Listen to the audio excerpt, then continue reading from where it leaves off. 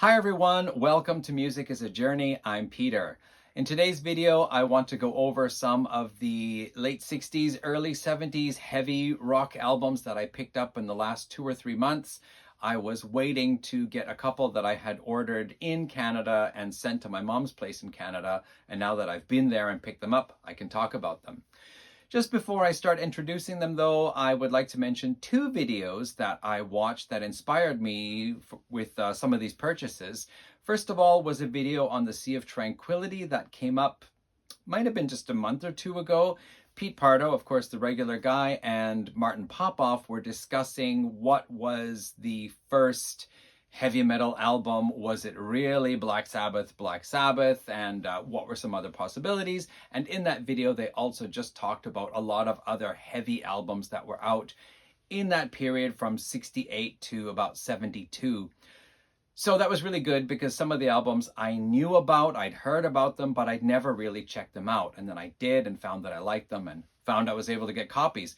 Also, one or two of these albums appeared in a video. I think it was called Pre-1970 Heavy British Rock or something like that. And then it was Heavy British Rock from 1967 to 1969. I have actually brought that video up in a recent video of my own fairly recently and left a link to it. So I will put the link to both of those videos in the description so you can check them out if you like.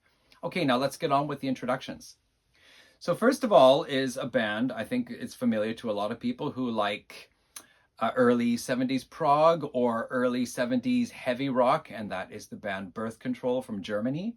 I had never bought a Birth Control album before. This is their third album called Hudoo Man. I don't know if I need to cover that up. It's just an illustration. It's ink on paper, for heaven's sake. But anyway, so this is their third album, Birth Control, and just a little bit of the background information that I scribbled down here.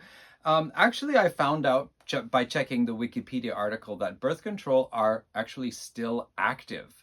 They have a long list of former members, but there are two members in the band. One of them has been with them since 1973 and the other one since 1977. So interesting that they just keep going. The band originally formed in 1966. They are a German band, and this album is their third one. It's from 1972. It features a new keyboard player, and if I remember correctly, he appeared only on this one album of theirs. His name is Wolfgang Neusser, maybe. Not 100% sure of the German family name pronunciation there, but let's go with that for now. This album, okay, so previously when I checked out Birth Control, because I have known about them for at least 10 or 12 years now, but every time I listened, I felt it was very heavy in the keyboard soloing. Lots of keyboard soloing, and while that can be cool to a point, if I feel the whole album sounds like a giant song album of keyboard solos and songs, all right, get a little bit turned off. But both Pete Pardo and Martin Popoff were saying this is quite a heavy album and maybe the heaviest of their albums. Also, there is a review of this album on Discogs where somebody said it is the pick of the bunch. So it sounds like for someone who likes more heavier guitar-driven rock, this might be the album to get. So I did. So there it is, Hudoo Man by Birth Control. And one of the interesting points is that there is a track on here called Gamma Ray. And apparently I don't know his name at the moment, but the guy who started the German power metal band Gamma Ray named the band after this song because he really liked this song. I find it curious because I don't feel Gamma Ray sounds anything like Gamma Ray. But that's the story that I heard. There's some weird illustrations here, but they always had really weird covers, didn't they, Birth Control? So what are my impressions of this album? Well, it is definitely, there's some great, gritty, meaty, heavy guitar in here, but it is also very organ oriented. Like, you get a lot of guitar solos, but you get a lot of organ solos too. The songs are quite a bit longer. I think there's 6 songs on here, so there's plenty of room for keyboard jamming and guitar jamming and all that kind of fun stuff. The opening song called Bye is actually a song about consumerism, but it opens with what sounds like a bombing run, like planes dropping bombs or explosions or something like this anyway. Pretty cool though. Get Down to Your Fate is actually maybe, I don't remember now. Get Down to Your Fate might have been the one that I actually like the best. Now this CD includes a bonus track called Nostalgia. It has Gamma Ray Parts 1 and 2 single versions. And it should be pointed out that Gamma Ray also has a drum percussion solo in it, as so many albums of the time had. And we also have a couple of live tracks at the end, Hope and She's Got Nothing on You. Anyway, I enjoy it. I'm glad I got it. I'm not sure if I need any other Birth Control albums. If I hear something good, I might change my mind about that. But for now, there's that one. So next is an album. I mentioned it during the Summer Vinyl Tag because one of the questions in the Summer Vinyl Tag was to pick an album from 1969. And so this is Blossom Toes. It's still in the shrink wrap. I just slid it so I could pull it out and put it back in again because I'm trying to keep my digipacks in good condition. I need to get some kind of sleeve for them all. But anyway, this is a band called Blossom Toes. This is their second album, If Only for a Moment. It's from 1969. So just some of the background information here. They were a psychedelic heavy rock prog band. Their first album came out in 1967, and it is a very pop, British psychedelic pop rock album, quite lightweight from what I've heard anyway. But on this one here, 1969, they're getting heavier. There is still that psychedelic feel, but I also feel that there is a development, like the prog feel is coming in. And if this band had continued, I think they split up in 1970, but if they had continued, they might have become a heavy prog band in 70, 71. As it is, let's see here, one of the folks here, there's two guys on guitar, Jim Cregan and Brian Goddins. Now, Brian Goddins, I was curious who's doing the vocals because there are two vocalists on this album. Most of the songs are sung by one guy with a regular, slightly high tone, clean voice, put a bit of rasp in from time to time. And two of the tracks are sung by somebody with this rather deep and caveman-like voice, which is what actually drew me to one of the songs on the album, and I'll talk about that in a moment. So I was curious who's doing the more kind of guttural voice here. Is it Jim Cregan or is it Brian Goddins? And as I was trying to figure that out, I found that Brian Goddins had gone on to do jazz fusion type stuff. So lots of brass and then blazing electric guitar. There were some things I found about him on YouTube anyway, but it was all instrumental. I couldn't get any vocals from that. And then I found out also that he passed away just in 2023, only a couple of years ago. So what do I want to say about this? Yes, there are two songs by the lead vocalist is this more growly, guttural voice person, and they are Peace, Love, and Man, which was released as a single and backed with Just Above My Hobby Horse's Head. Lovely song title.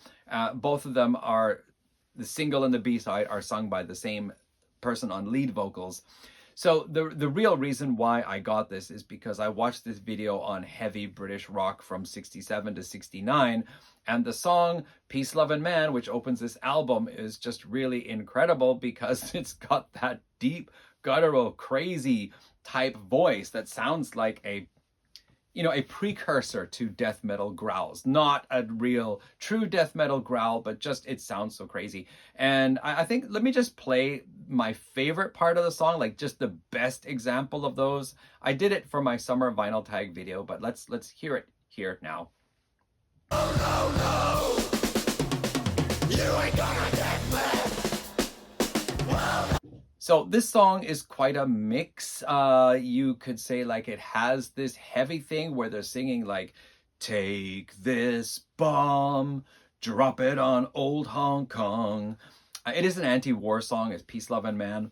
And then it has a more of a psychedelic grooving type distorted guitar riff. And then the chorus sounds more like a Southern rock type song, which is very interesting. It has a midsection also, which does this more like psychedelic type thing where they're experimenting with putting all the sound into really tinny type sound in one channel, and somebody's doing some speaking, and then it starts getting louder and louder and louder, and then it gets to that exciting part that we just heard. Anyway, the rest of the album is also pretty decent, but it is, you get some of the heavy distorted guitar, but none of the other tracks are really all that particularly heavy. You also get some lighter stuff and acoustic. It's a good bit of variety. It's kind of nothing unusual for something from 1969, but that song, Peace, Love, and Man, that is, I think, is probably becoming one of my most played songs of albums that I brought home this year. And it just comes into my head. I'm sometimes just singing it while I'm preparing dinner. Anyway, whatever. So let's move on to the next one. So this is one that I was aware of for a long time, and I finally decided I should get it. This is the album called Skid. It is the debut album by Skid Row from 1970. So a little bit of background information. This is a band that was put together by Brendan Shields on bass, Noel Bridgman on drums, originally Phil Lynott on vocals, and then a different guitarist who was later on replaced by Gary Moore, who was 17 years old. It says on the back here, Gary Moore is 17 years old. Noel Bridgman, a little older than 17 years old. And Brendan Shields, known as The Brush. Yeah. So, of course, one of the things you will note is that the band's name is Skid Row. And, of course, you probably have heard about the American heavy metal band Skid Row, or hair metal band, whatever you want to call them. And the interesting thing is that according to the Wikipedia article, Gary Moore said to the band, if you guys want to use the name Skid Row, pay me $35,000 and it's yours. And then that also quotes somebody from Skid Row. I don't remember if it was Dave Sabo, the guitarist, or if it was Sebastian Bach, the vocalist, but somebody said that was a lot of money, but we had to do it. Now, who paid for it? Actually, well, the money was put up by Bon Jovi, John Bon Jovi. And the thing is, because Dave Sabo and John Bon Jovi were friends growing up, and they both started bands, and they said, if one of us makes it big, we'll support the other. And Bon Jovi, of course, was the one who made it big. So Bon Jovi had a hand in helping out Skid Row getting started. Now, about the Skid Row album here, this one here, the band from Ireland, Phil Lynott, by the way, of course, was gone before the album was recorded. Brendan Shields wanted to make it a three-piece band, and so he said, Phil, sorry, you're out, but here's a bass guitar. I'll show you how to play it. Good luck to you. And of course, he went off and formed Thin Lizzy and ended up achieving much more international success than I think this version of Skid Row ever did, although Gary Moore did fine on his own. So what is the music like? Well, it should be a blues album, but it is not your usual, I woke up this morning, baby, kind of blues thing. This is, if you've heard Gary Moore in Colosseum 2, this is no surprise then, because already on this album, he is all over the fretboard. This guy can shred, he can play fast, and it is not just fast playing, but it is very technical. This band has a lot of stops and starts and sound more like a high-speed progressive blues band than just your typical blues rock band. I was actually very impressed listening to this. I don't particularly have a favorite track, but I want to mention a track called Felicity. It has a lot of really cool moments in it, but it is also an extended song with these kind of weirdo, like experimental things. You get some little kind of stuff going on in the music, and I wish they didn't do that, because the beginning part of the song and the solo part and the conclusion all are quite exciting. Great album. If you have never heard this, I do recommend checking it out. If nothing else, just the musicianship of these three players here is phenomenal, and to hear 17-year-old Gary Moore in 1970 just ripping up the fretboard like that, it's incredible. So next up, this is one that I bought through iTunes a download from their second album. And I never got their first one, and now I realize I should have got the first one. This is the debut album by Toad, a band from Switzerland. What I've got here is that their first album, this is from 1971. It is produced by Martin Birch, and I want to tell you right now, this album sounds really good. Like the production, the drums, the bass, the electric guitar, the vocals, they sound great, and these guys can play. Holy cow. Like there are times, there's one song in here called Pig's Walk. It's basically a song with a long jam session and a song, and it's just the drummer's going nuts, the bass player's going nuts, the guitarist is going nuts, everybody's going nuts in key and in time. And a lot of the songs are longer songs where they do have a lot of instrumental parts, and it's not like the bass and drums are going to hold down the rhythm while the guitarist shows off. It's just like everybody show off. It is a great bass sound too, really fat, chunky, heavy early 70s bass, and this bass player is not content to play root notes, I'll tell you that. The vocalist also, this is interesting, so it's actually a three-piece band, but they got this vocalist in, let me see here, his name was Benjamin Yeager. He sang on this album, and then he quit once the album was done. So I guess they had to tour the album without him on vocals, which is weird. So we have got, let's see here, Vic Verget on guitars, Werner Fromlich on bass, and Cosimo Lampis on drums. Yeah, Martin Birch produced, as I said, band from Switzerland. This is a really cool album. Aside from the overindulgence in jamming, they do have some really cool songs, very heavy riffs sometimes, great guitar sound, as I said. And the song on here, Life Goes On, that has got the best riff on the album. It's just, well, let me just play a sample of it here now. Listen to this.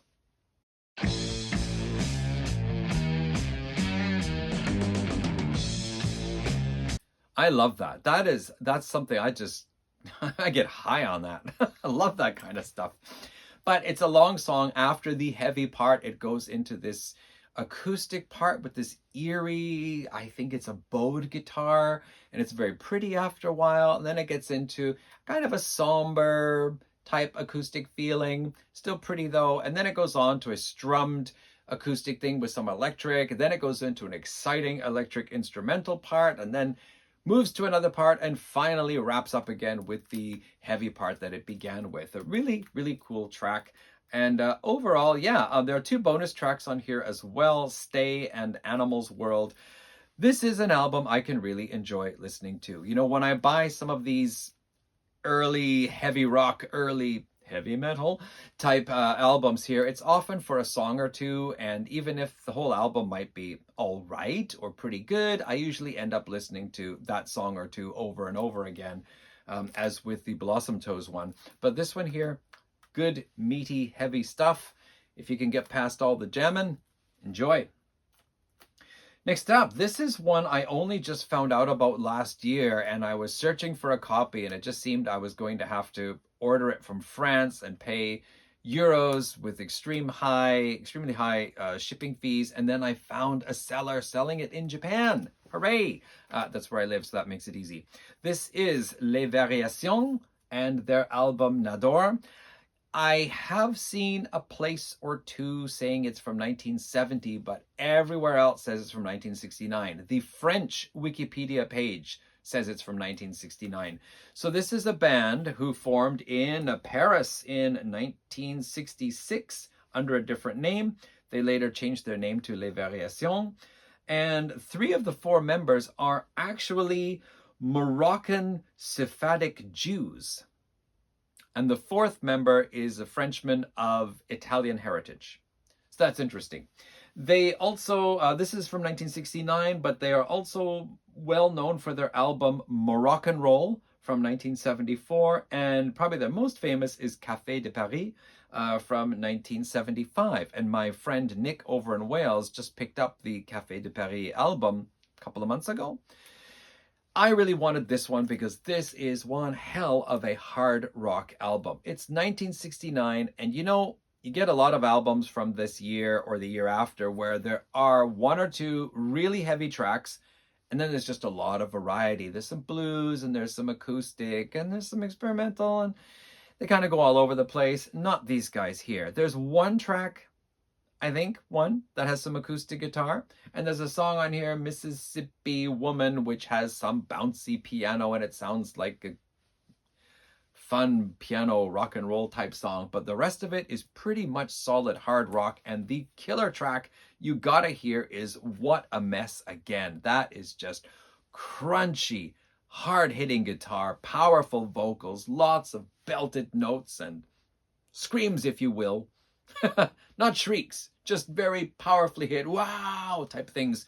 It is a great, great track. The funny thing is, when they're singing, what a mess again, it really sounds familiar to me. And I swear I've never heard this before until fairly recently. So I'm starting to think there might possibly have been a band from Quebec who covered that song, but maybe rewrote the lyrics in into French. So almost all the lyrics on here are sung in English. It's quite possible. And now I'm trying to think, was it Offenbach? Was it Dionysus? I really want to go back and check out my 70s Quebec prog and heavy rock collection, because I'm pretty sure there is a song with the same melody. Once I find out, I'll be sure to mention it in some future video. Anyway, Les Variations, Nador, excellent, excellent 1969, hard, crunchy, loud rock album. All right, here's one that's probably going to be familiar to a lot of people. This is Outside Inside by Blue Cheers, their second album released in August of 1968. And remember, their debut, Vincebus Eruptum, was released in January 1968. One thing that is really cool about this album, I like Vincebus Eruptum because it is just volume. It's just crazy volume. But the one thing I don't like about it is this, like, they record two guitar solos and then put them together, and neither of them are like really technical or brilliant. It's just play a bunch of notes high up the fretboard on the thin strings. It's not very fluid or stylistic. It's just like, yeah, it's just play and then just put them together, and it sometimes sounds a bit messy and sloppy. So on this album here, they're still heavy, but they have made it sound more like proper songwriting rather than let's just be really freaking loud. There's more proper songwriting and song structure and attention to detail. There's only one guitar solo on here that sounds a little bit like the previous album. But otherwise, I really enjoy a lot of the tracks, especially side one seems to be the stronger one for me. The opening track, what is it? Feathers in Your Bed. I've got it all here in katakana on the back side because this is a Japanese edition. So I don't remember what it is exactly. Something about feathers in the bed, though. That one has piano, and I suppose it would be pretty good. It's got some great heavy guitar in it, but I find the piano reproduction, at least what I'm hearing here, it's very high and tinny sounding, and it doesn't really fit the more warmer, heavier sound of the rest of the song. Normally I'd be okay with piano, but anyway. They do a cover of the Rolling Stones' I Can't Get No Satisfaction, and I thought, hey, Blue Cheer doing that one, that's going to be great, because, you know, that fuzz tone riff that the Rolling Stones version has, the success of that song and that fuzz tone just made the Gibson fuzz box completely sell out. And then after that, like, everybody had to have a song with fuzz tone on it, it seems. I was really looking forward to hearing their version of it, and they did make it their own version, but it's not the way I expected it would go. There's much less emphasis on the heavy fuzz tone riff and more emphasis on drums and just the style they put into it. So I guess in a way I'm disappointed, but on the other hand, it's interesting that they made it their own. There's also The Hunter on here. It's a cover song, which I actually had two of these songs on a Blue Cheer compilation album, which I don't have anymore, but I still have it saved in my computer. So yeah, overall, I like it. I think this is an album I'm going to want to listen to a couple more times, and there are a few songs in here I definitely want to pick out as songs to potentially put on some 1968 early heavy rock playlist. Couple more to go. This is a special box set of Sir Lord Baltimore, which was sent to me by my friend Nick, who I mentioned had bought the Café de Paris album by Les Variations. Now, I already did have these two. It was two albums on one disc. And so thanks to Nick sending me this version here, I have each album separately in its own little like gatefold type package based on the original, which is much better than the version I had, which I think had almost nothing inside. So here we can see the bands. But what was also interesting is that this, oh, it also included this. This folds out. It has like a whole bunch of like band history, and I think there's this, and it just keeps folding out more and more and more. Well, one of these days, maybe next year, I'll start a series on actual like product introduction rather than talk about my impressions of the music and when the albums were released. I might actually introduce what's all inside the package. But what I wanted to point out here was this one here. This is Sir Lord Baltimore 3. It's called Raw. And this actually came out in the early 2000s. I think it says 2006 on here, maybe. 6 tracks of new material. And what was interesting is that it sounds like Sir Lord Baltimore just recording in 2006 or whenever it was. It is still the same style of heavy rock, just with modern distortion sound, modern bass, modern drums, modern recording techniques. You know, like some of these old bands, they played heavy rock in 1970, 71 because that was the trend at the time. And when they get back together like 30 years later, because some record collector found their original album and now it's like the latest thing, they think, hey, people like our music, let's get together and write new stuff. And quite often it is not as heavy, not as energetic, because that's not the vibe they're in anymore. But this one is.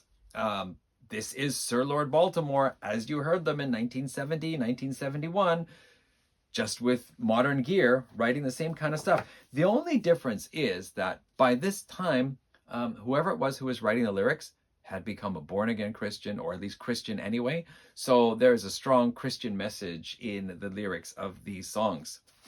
Nevertheless, I'm really glad to get that because, yeah, it's just much better than what I had before. And now I get this raw Sir Lord Baltimore 3 Raw. So thank you once again to Nick. Now, there's 2 more albums I want to mention. I'm sure this video is getting long. I hope you're sticking with me here. I did talk about this in my previous video, which was actually recorded in Canada. This is this album by this band, Death. They actually went under a different name. What do I got to say? So many things to say about this band. So first of all, it is the Hackney Brothers. The band formed in Detroit in 1971. We have Bobby Hackney on bass and vocals, David Hackney on guitars, and Dennis Hackney on drums. David on guitars, he was a kind of electrical wizard type thing. There is a documentary about the band, and it talks about like how he like did things to the telephone. So they would call people and his voice would come out like really weird. He would say like he's, I don't know, like people would freak out when they heard that. And they recorded it. But yeah, he was really into that kind of thing, and kind of I think almost like a kind of mad genius in a way. So the band started out, these 3 brothers started playing, and they were more of a funk-based band according to what I heard and read. But they watched The Who in concert, and they watched Alice Cooper in concert, and they thought, man, we want to play this more, you know, energetic, ballsy rock type of thing. So they switched their sound. And what is so important about this album, just 7 tracks, recorded in 1974 and not released at the time, is that some of the tracks on here are really like proto-hardcore. Before punk had really become a thing, these guys were playing like really fast, powerful, rockin' music. That's, yeah, a bit like hardcore punk, really. They're from Detroit, and I suppose there is a bit of an MC5 Stooges feel to the music at times, but after listening to the album all the way through, I think I'll say it's not as strong as I thought, that MC5 Alice Cooper influence type of thing. So they do have their own sound. Yes, some of the songs really more like hardcore punk or just punk, and then some of the songs are a little bit more like, you know, early proto heavy metal type of thing, because it's all just really heavy rock and guitar and drums and bass and powerful vocals. So I'm really glad I finally got this. I remember thinking the first couple of times I sampled it, it's more like punk rock, so maybe I don't need it. But I needed it, and I got it. So there we go, Death, and this is called For the World to See. Oh, and right, I was going to say, they changed the band's name to Death because their father died in a car accident, I think, and it really impacted the three brothers, particularly David. And so it was his idea, I think it was his idea, to change the band's name to Death, which is really interesting because, you know, later on in the 1980s, we got a very famous death metal band called Death. Just as we had a band called Skid Row. All right, I was going to wrap it up there, but I picked up some albums from 1969, which I mentioned in a previous video, and I've had a chance to listen to them.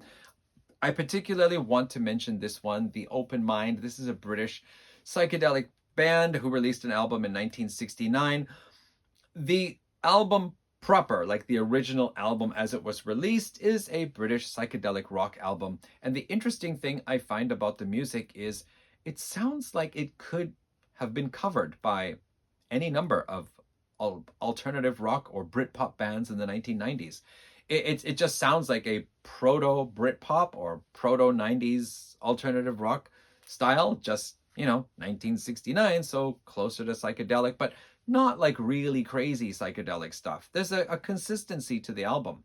There's one track that stands out though, which here has been put in as just like part of the track listing, which is Magic Potion. It is track number 7 on here, but Magic Potion, no, I see here it is listed as a bonus track. Magic Potion and Cast a Spell are listed as bonus tracks. Anyway, the thing I was going to say was that Magic Potion was actually recorded and released as a single, not included on the original album. And that becomes really obvious because Magic Potion has this late 60s, you know, like Strawberry Alarm Clock or Iron Butterfly, Jefferson Airplane, fuzz tone guitar sound. It really stands out because none of the album tracks have that, at least not to that extent. Plus, there are moments where I swear I'm hearing a double bass drum in there. It's a regular drum set, but there are parts in the songs where the drums get a bit of a feature, and I'm hearing a double bass drum, double kick drum in there. So that is pretty cool. That song has really been sticking in my mind now and just keeps coming into my head, just like Peace, Love, and Man. So I thought I want to mention this one as well. Is it going to be?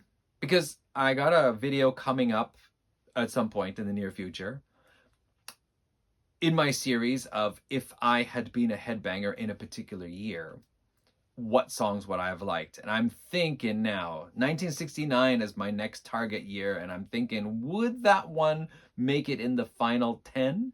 Probably not, but it is certainly a very cool, heavy psychedelic rock song. Okay, that is enough. I've got others back here, but we'll talk about them at some other time. I really wanted to mention those. I do these late 60s, early 70s heavy rock albums in my collection videos from time to time, and so it was time to do another one. Thanks everyone for watching. Do leave your comments in the comment section. Any comments you want to say about these albums, any mistakes I made, let me know. Any information that you think is important that I missed, let me know, because I'll want to know that kind of stuff. I'm a nutter for these kinds of like little trivia details. So anyway, yeah, thanks for watching. See you in another video sometime soon, everyone. Take care. Bye.